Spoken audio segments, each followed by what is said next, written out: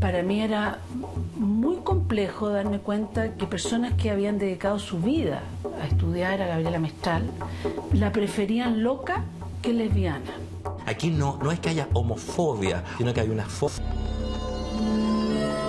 Si tú decís que es loco, esta cosa entre mercado y marginalidad, el dueño de la casa nos echa de la casa porque encuentra que... A un escritor homosexual. Yo creo que soy uno de los pocos escritores en Chile que tiene un titular con letras rojas, libro gay con platas fiscales. Hoy día es políticamente incorrecto censurar. En los 90 era políticamente correcto. Reproducía la situación de clandestinidad de donde habían sido tomados los testimonios. Pero también había mucho temor. No fue de un día para otro que uno perdió el miedo.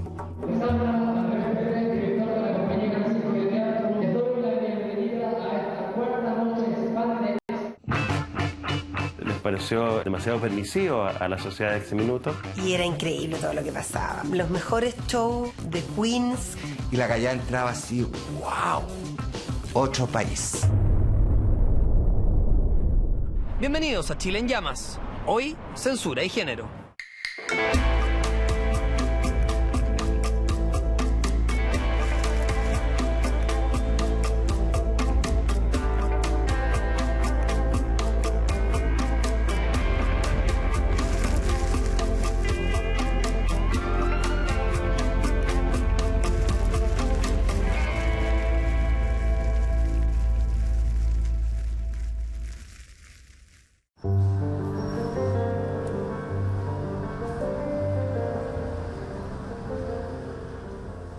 Hola, mi nombre es Pedro Lemebel, soy escritor y otras cosas más, y los invito a la fiesta. Lemebel es alguien que está en una zona incómoda. Hace evidente el autoritarismo que hay en la sociedad chilena por normar al otro. Aquí en este país ser homosexuales siempre ha sido un grave problema. Pedro Lemebel es una persona que ha tenido que luchar siempre contra una muralla que trata de aplastarlo. Porque él habla de lo que le ocurre al más desposeído, ¿no? Al proletario, al sidoso, al homosexual discriminado. Hasta hace poco en las corporaciones culturales de todo Chile estaba vedado. De pronto tú veías a Pedro Lemebel que aparecía con un tocado de plumas, así que era como entre un indio Sioux y una Madonna. Era escandaloso, pero de esos escándalos que uno no puede dejar de mirar. Uno pensaba que estaba la dictadura y esta nueva democracia que comenzaba, pero había mucho más. La ciudad en fin de semana transforma sus calles en flujos que rebalsan la libido, embriagando los cuerpos jóvenes con el deseo de turno, lo que sea, depende la hora, el money o el feroz aburrimiento que los hace invertir a veces la selva rizada de una doncella por el túnel mojado de la pasión ciudad anal. Quizás estas crispadas relaciones son el agravante que enluta las aceras donde giran las locas en busca de un corazón imposible.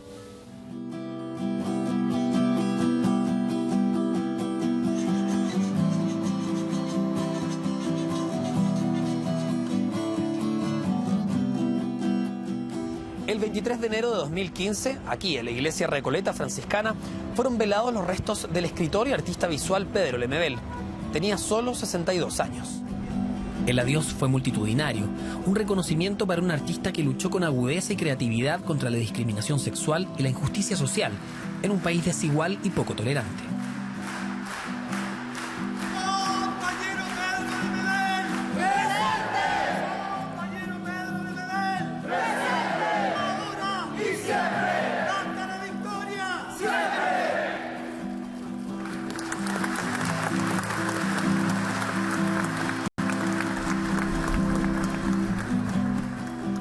Meses antes de morir, y ya con los signos de un cáncer a la laringe que le impedía hablar, Pedro Lemebel lanzó su candidatura al Premio Nacional, reconocimiento que nunca recibió. Lo daba por perdido desde un principio, pero esa proclamación fue, como todos los hechos de su vida, una acción de arte y política.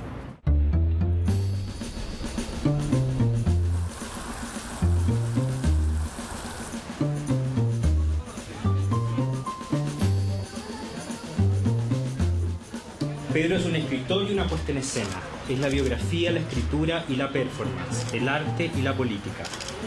Apoyo la candidatura de Pedro porque su obra le dio un nuevo lugar a la crónica chilena y un lugar de privilegio en nuestra narrativa. Gracias.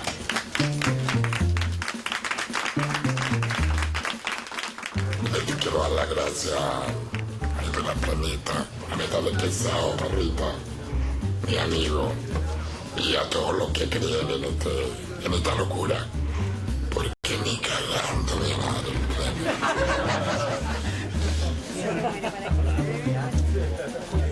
Que ya se haya postulado como premio nacional, eso da una señal de que como conquista social, de ir abriendo caminos, de ir empujando barreras, hemos ido avanzando. Era muy difícil que se lo ganara. Los premios nacionales son absolutamente políticos. Comprometen la política del Estado en el reconocimiento de quiénes son los mitos referibles.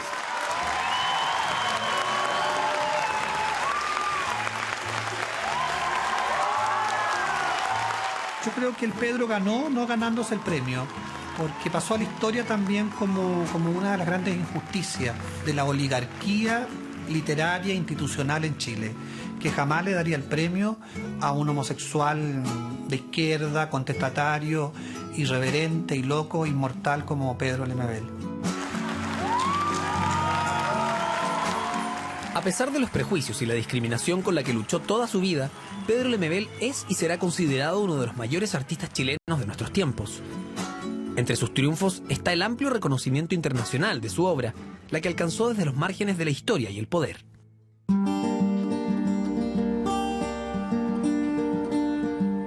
A fines de los años 80, Pedro Lemebel y Francisco Casas irrumpen en la escena cultural con el colectivo Las Yeguas del Apocalipsis. A través de acciones de arte, las yeguas critican duramente el discurso oficial de la recuperada democracia. Su primera performance fue precisamente acá, en octubre de 1988, durante la entrega del premio Pablo Neruda al poeta Raúl Zurita.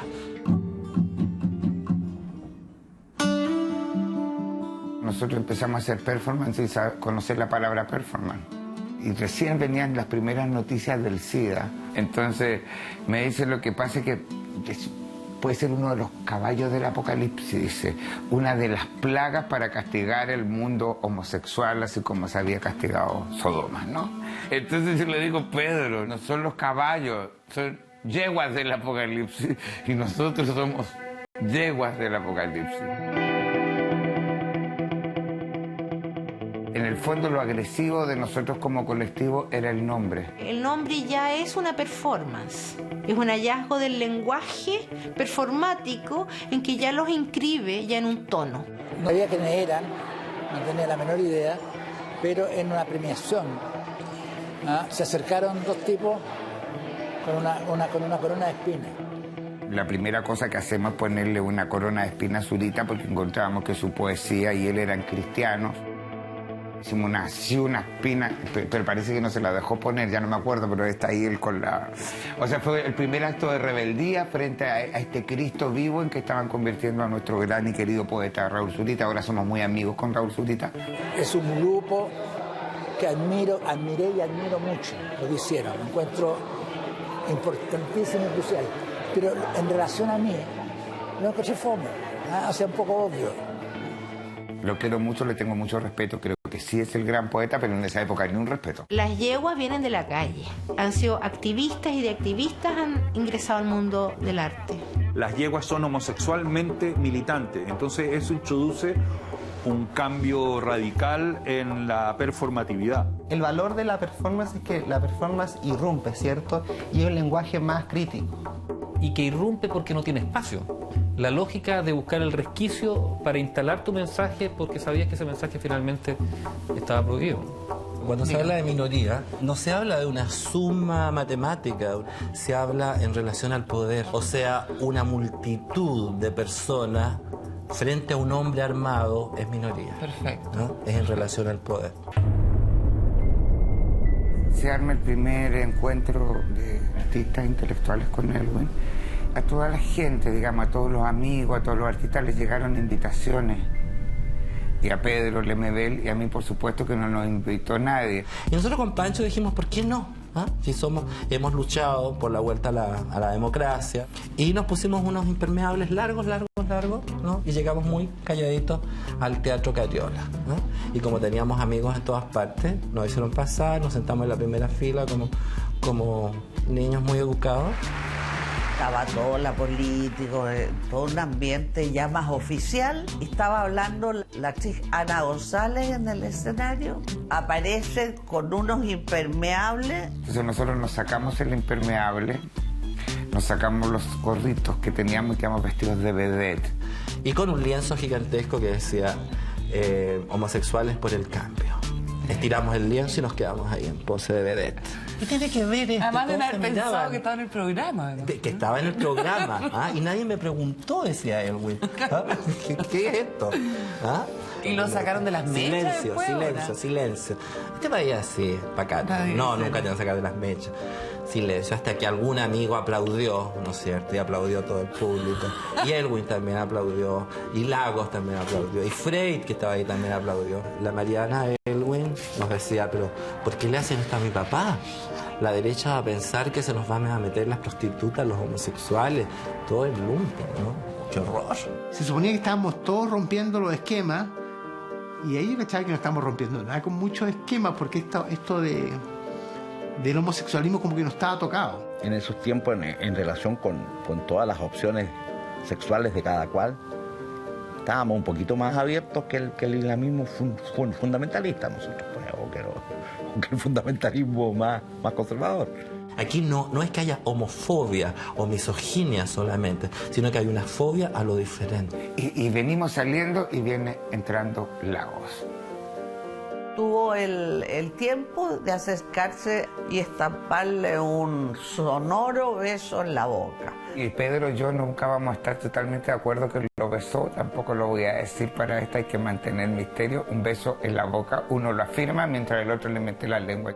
Y en el fondo era mostrarle la fragilidad del poder, la fragilidad de los discursos normativos, o sea, que era esto, estar censurando artistas, digamos, en un espacio que nos habíamos ganado todos y todas las chilenas, digamos, desde la calle. Fue como un pedazo de luz del Chile que venía, ¿no? Pero lo curioso de esto, que estando toda la prensa internacional, estando toda la prensa chilena, estando todos los amigos fotógrafos, no salió nunca más una foto y las fotografías se perdieron. La foto fue prohibida por todos los medios, ¿ah? Está Elwin, está Silva Sima, está Nemesio Antunes, ¿ah? Tomic también. Bueno, dicen las malas lenguas que habría habido una orden de Estado en ese minuto para eliminar esa foto. Encuentro que eso marca el primer gesto, digamos, de censura, inaugurando la democracia.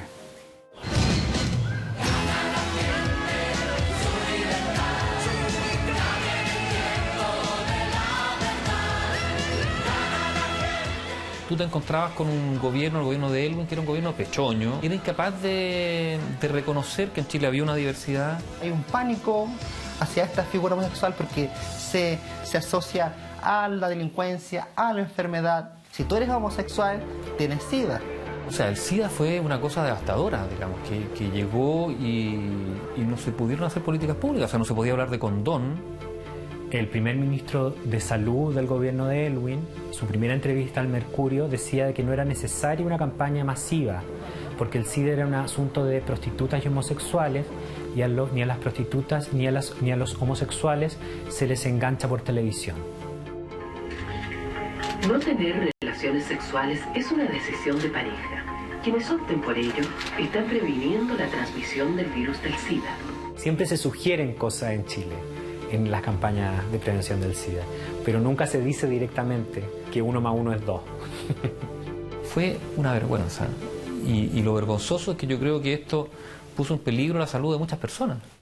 Ellas fueron las primeras que comenzaron a entrecruzar el tema de la discriminación sexual, de la lucha por la liberación sexual de los cuerpos homosexuales, con los cuerpos de los desaparecidos, con la lucha por los derechos humanos.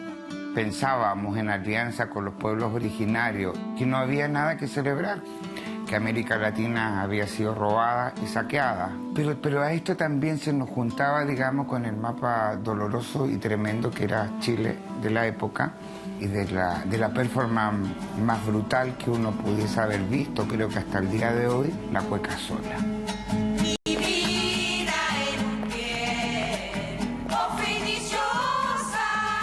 Entonces decidimos hacer una performance en la Comisión de Derechos Humanos, recién fundada, y nos dicen que no. Y nos conseguimos unas cartas, así como firmadas por el Instituto Chileno Francés, que no era nada de eso, era cierto. Pusieron el mapa de América en el piso. Y el mapa de América Latina estaba cubierto de vidrios con Coca-Cola. Vidrios gruesos y punzantes. Entonces entra la gente y nos ven nosotros en un primer plano. La gente nos miraba a nosotros, nos miraba a los pies descalzos y miraba el mapa. Y en un momento nos paramos e hicimos el baile, ¿no?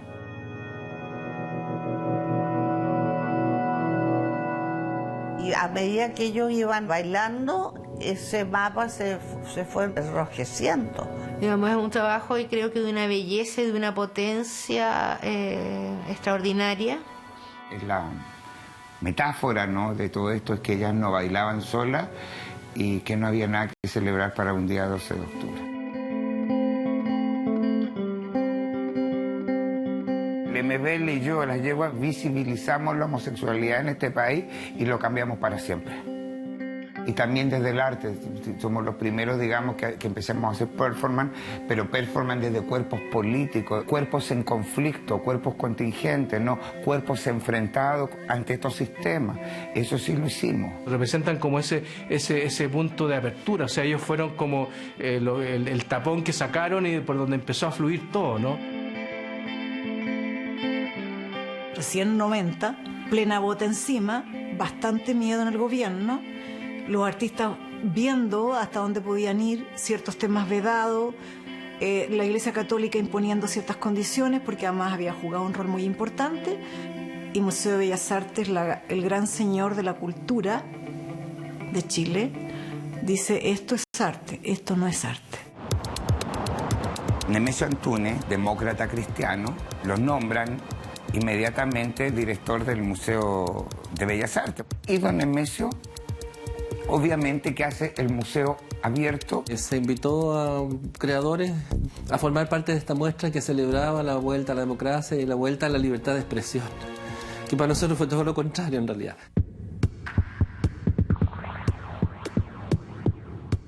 Nosotros éramos un colectivo, comenzamos a trabajar el género negro.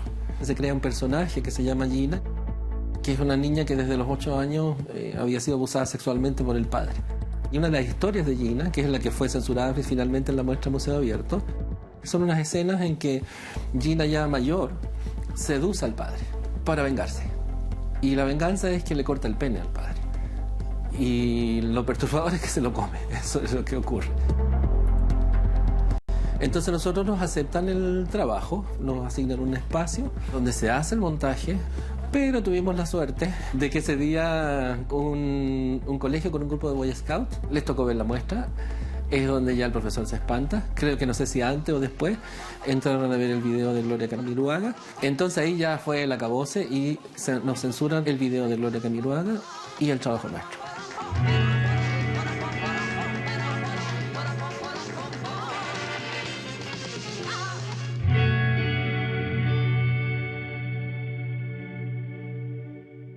Museo Abierto invitan a la Gloria Camiroaga, por supuesto, nuestra gran videasta. Y la Gloria Camiroaga no se le ocurre nada mejor que un video de esa época que habíamos grabado en un prostíbulo en Santiago que se llamaba Casa Particular, donde el travesti Dios está compartiendo el pan con los travesti apóstoles.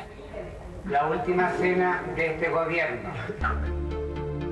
A pesar de haber sufrido la censura, yo creo que ella, en el contexto en el que la sufrió, en el fondo le significaba un motivo de orgullo.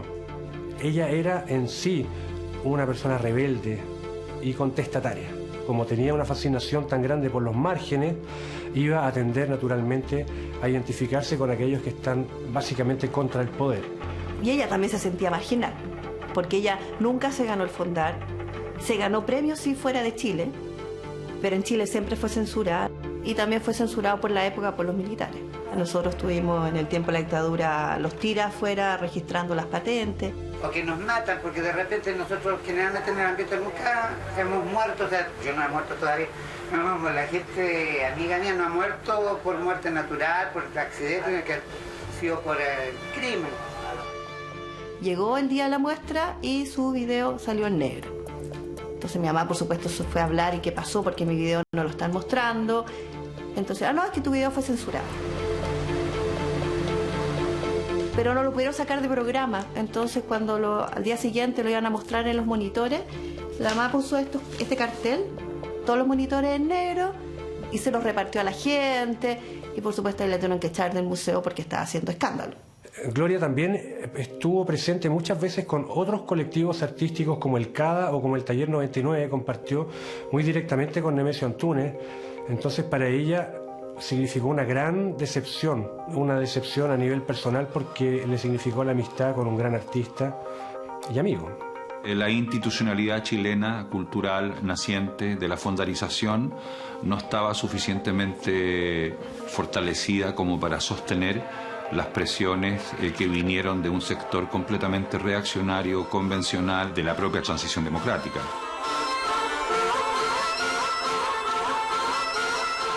Entonces también las yeguas hicieron una protesta en la calle contra la censura.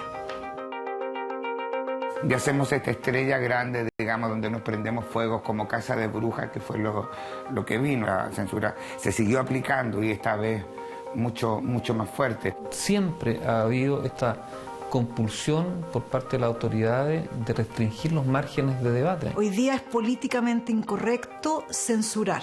En los 90 era políticamente correcto. En 1994, una obra financiada por el Fondart levanta un nuevo escándalo.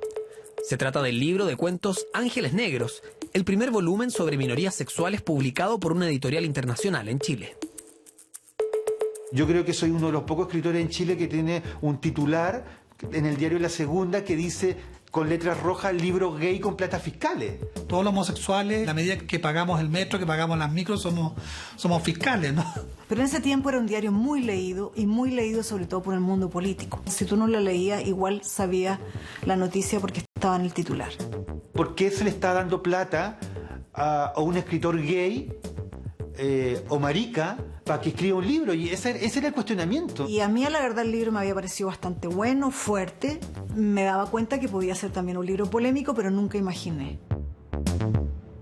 Se vendió inmediatamente por este escándalo público. Obviamente yo sabía que iba a ser un libro relevante porque era uno de los primeros libros masivos en Chile, publicado en Planeta, sobre el tema de gay o homosexual. Debido a la polémica, el libro no tuvo un lanzamiento público y solo 20 años después, el 21 de agosto de 2014, se realizó un evento para su reedición. Les damos la bienvenida y agradecemos que nos acompañen en la presentación de esta nueva edición. Hace 20 años era posible que un diario de circulación masiva podía colocar un título así. Hoy no lo pueden hacer.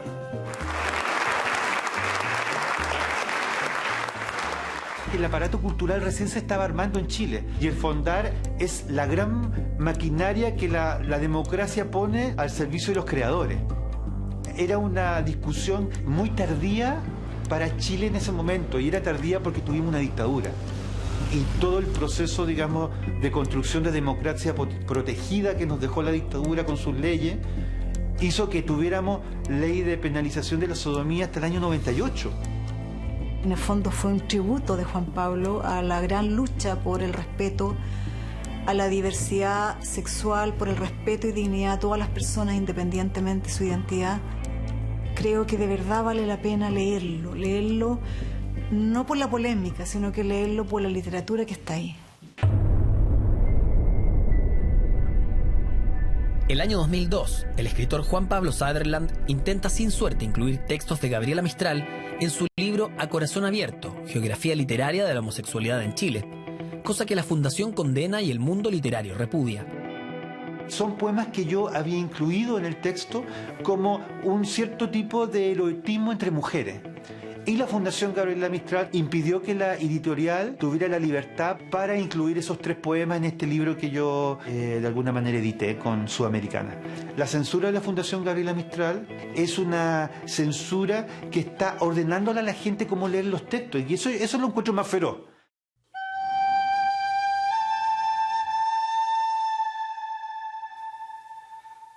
El año 2007, la sobrina de Doris Dana, la fiel compañera de Gabriela Mistral, donó 40.000 documentos a los archivos de la Biblioteca Nacional de Santiago, revelando lo que hasta ese entonces había sido un secreto a voces: la profunda relación entre estas dos mujeres.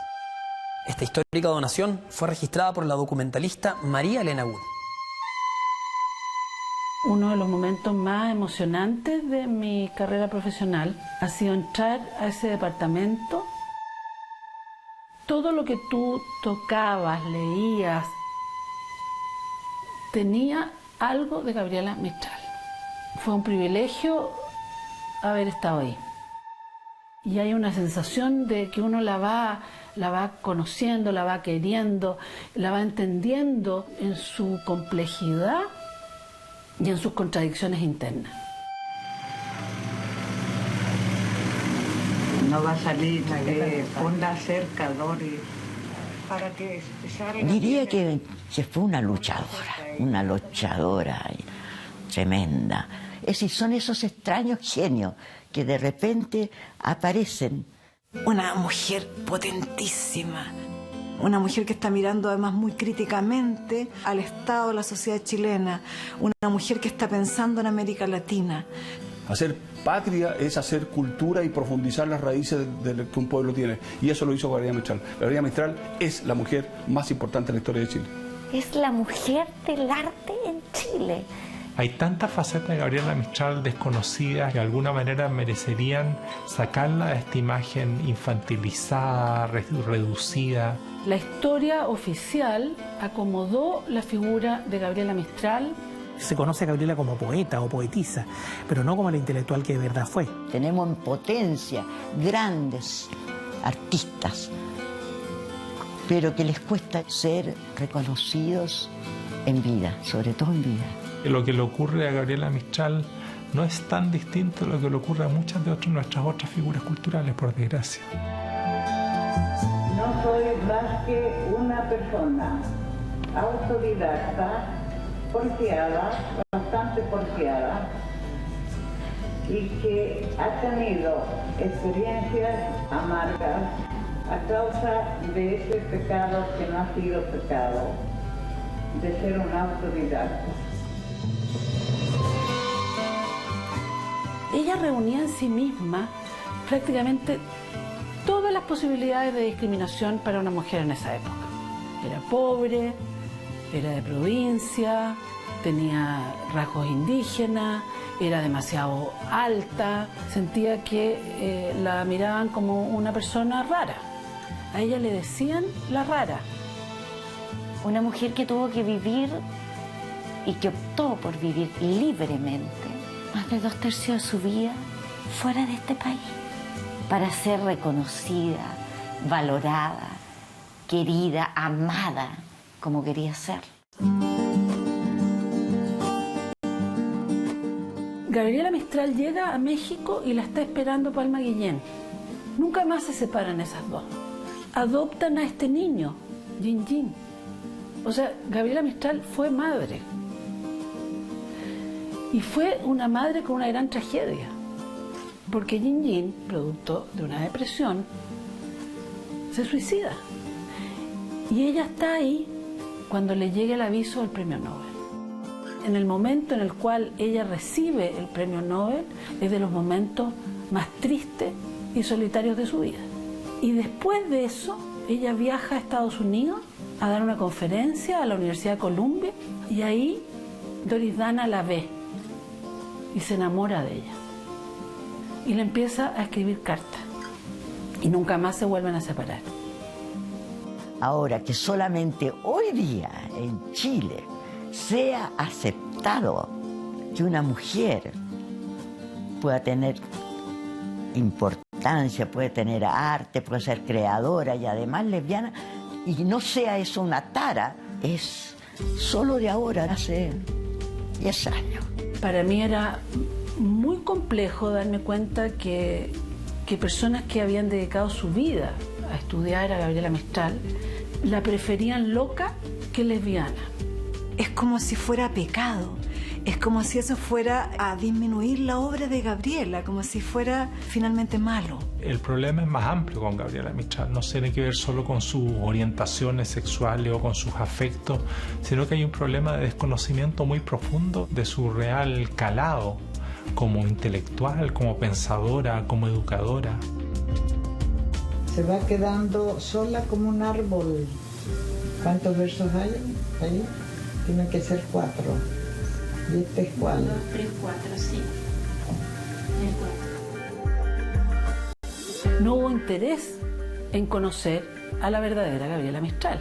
Hay un ninguneo de Gabriela Mistral sistemático en nuestra historia. Si vamos al tema de la asignación de los premios nacionales, en Chile no son más de 4 mujeres las que los han recibido, siendo la primera Gabriela Mistral. Y lo recibió con posterioridad a haber recibido el premio Nobel. Ahora, eso habla de un mea culpa nacional, ¿no es cierto? Ni siquiera de personas, sino que el país entero fue el que le pagó mal. Y por lo mismo, Bolodia tampoco la integra en la antología que hace de los poetas chilenos. Y como ella no tenía herederos aquí en Chile, se dieron situaciones complejas. La primera universidad privada asume el nombre de Gabriela Mistral y su rectora da una entrevista donde explica por qué en su universidad ella no acepta homosexuales. En los años 70, la Junta Militar, por un decreto, confisca los derechos de autor de Gabriela Mistral. Y ese es el origen de la gran distancia que toma Doris Dana, que es su heredera, de Chile.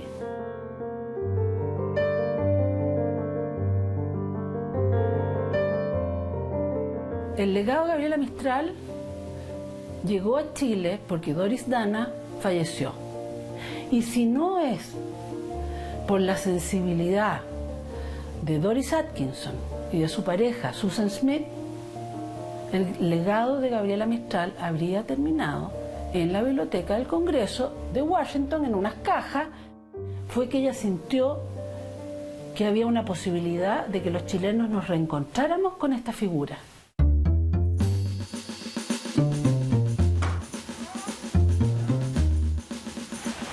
Bueno, y en este lugar se encuentra la totalidad del legado de Gabriela Mistral que recibimos el año 2007.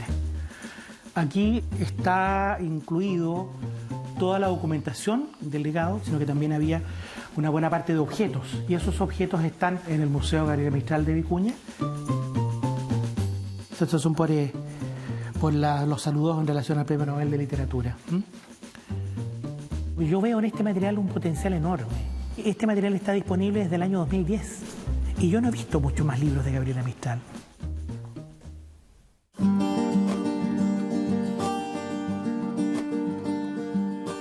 Tuvimos mucha suerte, que realmente Gabriela Mistral debe estar muy contenta de sentir que hoy día es una mujer más cercana, es una mujer más leída, es una mujer a la cual le tenemos más cariño. Lo que el alma hace por el cuerpo es lo que el artista hace por su pueblo. A mí me sorprende los escritos en prosa de Gabriela Mistral. Me sorprende también su visión de Chile. Nos podríamos sentir muy orgullosas las mujeres chilenas, las artistas chilenas, si hoy día en cualquier lugar del país naciera otro genio como Gabriela Mistral.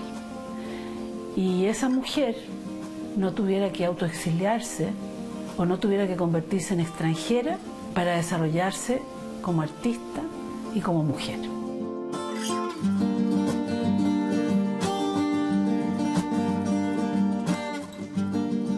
Un lugar sin límites, escrita en 1967 por José Donoso, es la primera novela en tocar seriamente el tema de la homosexualidad y la marginación en Chile y probablemente en Latinoamérica.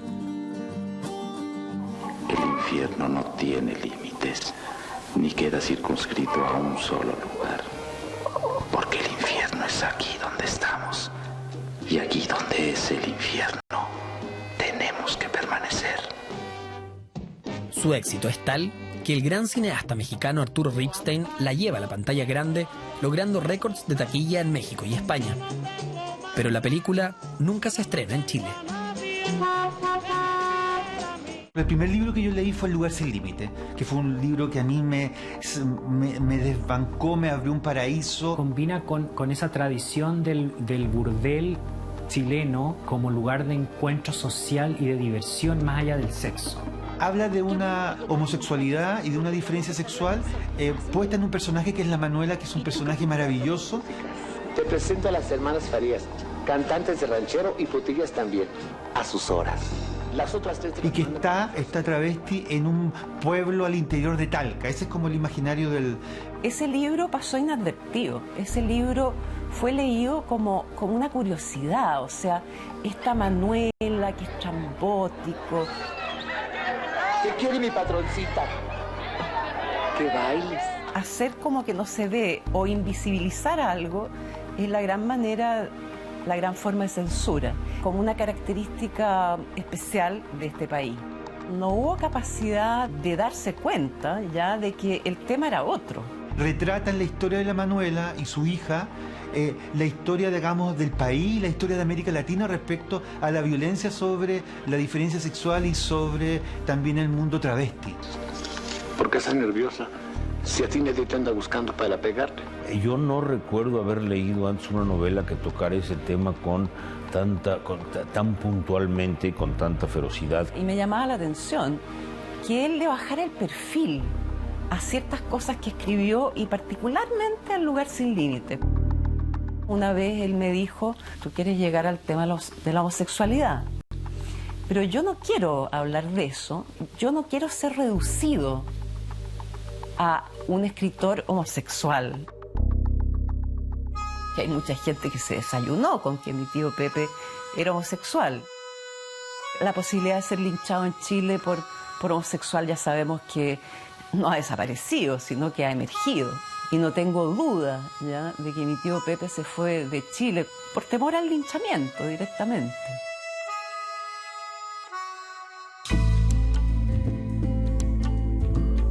Bueno, esto del lugar sin límites que fue percibido por Buñuel, por Ripstein, es una cosa que pasó afuera, aquí en Chile, pero, o sea, ceguera total. Lo leí, le dije, me gusta muchísimo la novela, ¿por qué no me dejas adaptarla? Y me dijo, no, porque Buñuel me dijo que la quería hacer. Fuimos muy amigos, fui muy amigo yo con la familia de Buñuel, una familia muy divertida, muy entretenida. ¿Y hablaban de cine, por ejemplo? ¿Habían películas juntos? No, no le gusta a Buñuel eso. Le gusta hablar de comida, por ejemplo. Y años después ya me dio los derechos Pepe. La primera película que se hace sobre un tema muy concretamente homosexual en México, y había ciertas escenas en donde el cine entero se deshacía en gritos y estrépito. Hay una escena en donde se besan los dos personajes, que era el primer beso que se daban así en el cine en México. Yo le aseguro. Un hombre tiene que ser capaz de probar de todo, ¿no cree? Pues cuando usted disponga.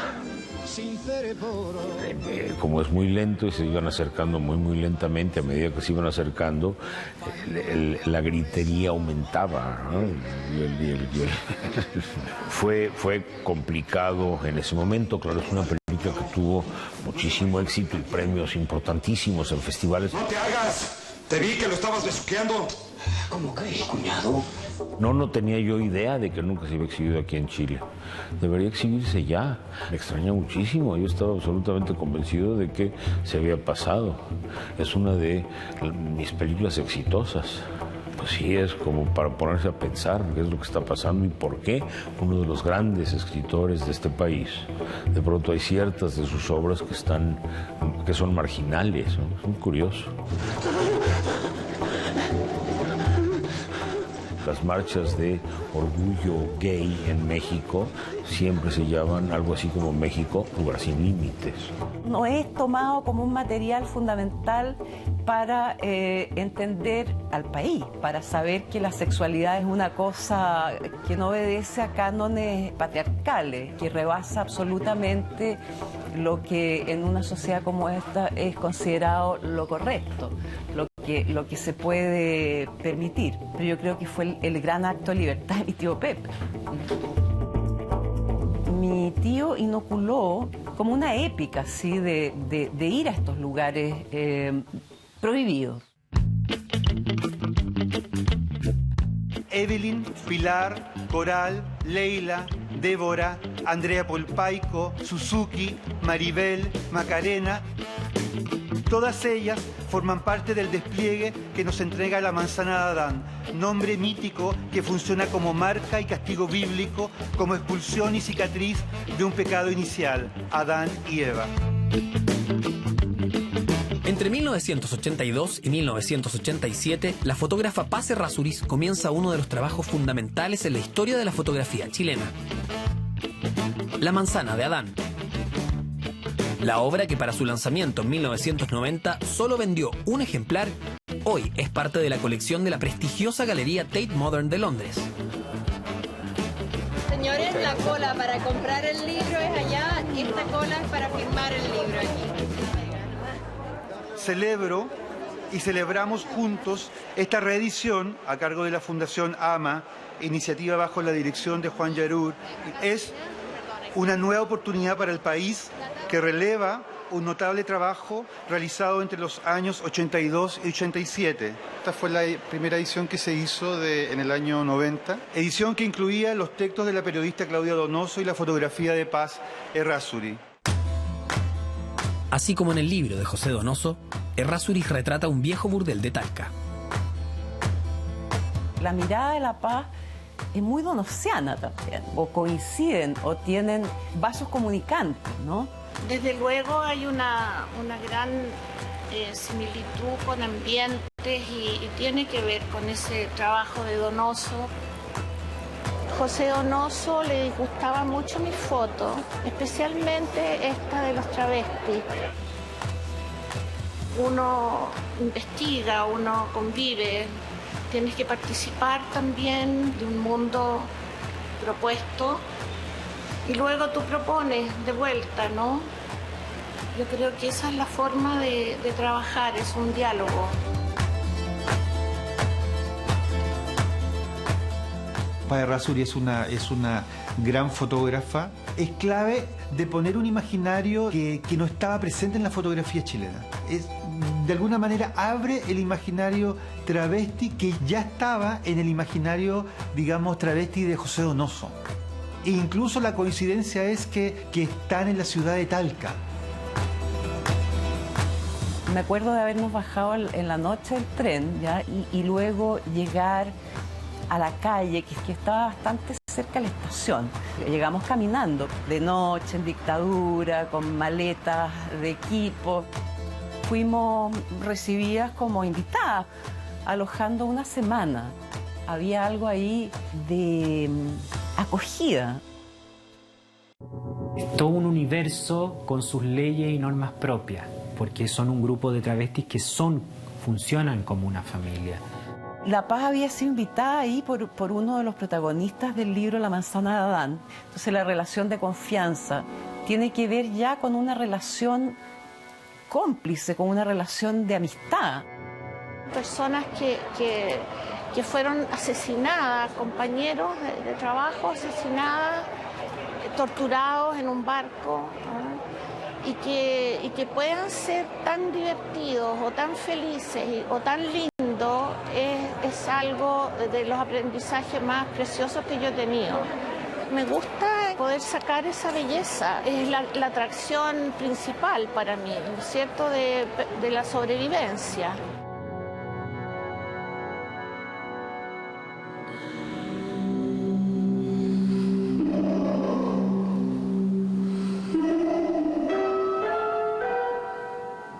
Inspirado en el libro, en 1989, Alfredo Castro dirige La manzana de Adán, obra fundamental en la historia del teatro chileno. La Manzana Adán fue muy significativa, pero para el teatro chileno además un ícono.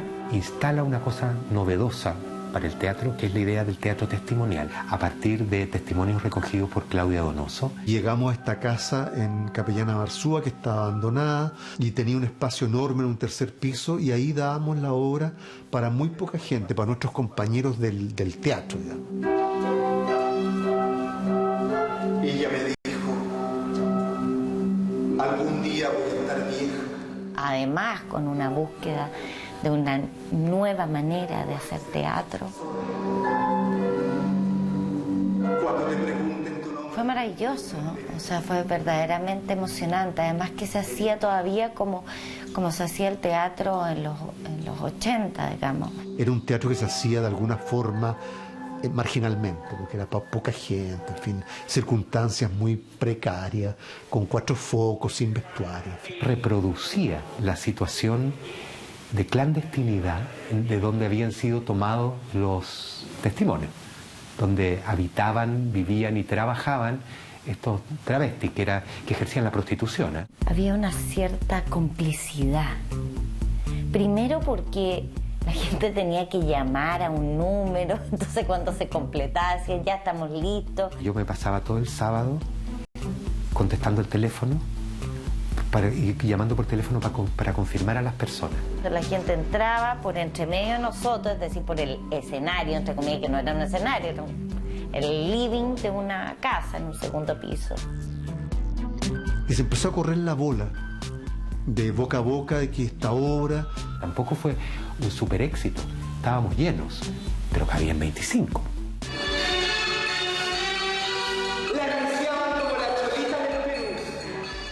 Pero también había mucho temor, porque éramos clandestinos, ¿me entendí? A mí me invitan a un programa de televisión que conducía Jaime Celedón, y me preguntan de la obra, y había función a las 11 de la noche. Entonces yo voy al programa a las 10, pone tú, y hablo de la obra, y me voy a función, llego a la función y había una cola de autos esperando para entrar, y teníamos entradas para 20 personas. Y cuando te pillan te dicen, ¿y vos, maricón de mierda, por qué no arrancaste? Claramente el tema era un tema no tocado por los medios. No solamente era el travestismo, sino también está asociado muy profundamente con la pobreza profunda y con el ejercicio de la prostitución. Y ahí ya estamos hablando de todo lo tabú de lo tabú de lo tabú.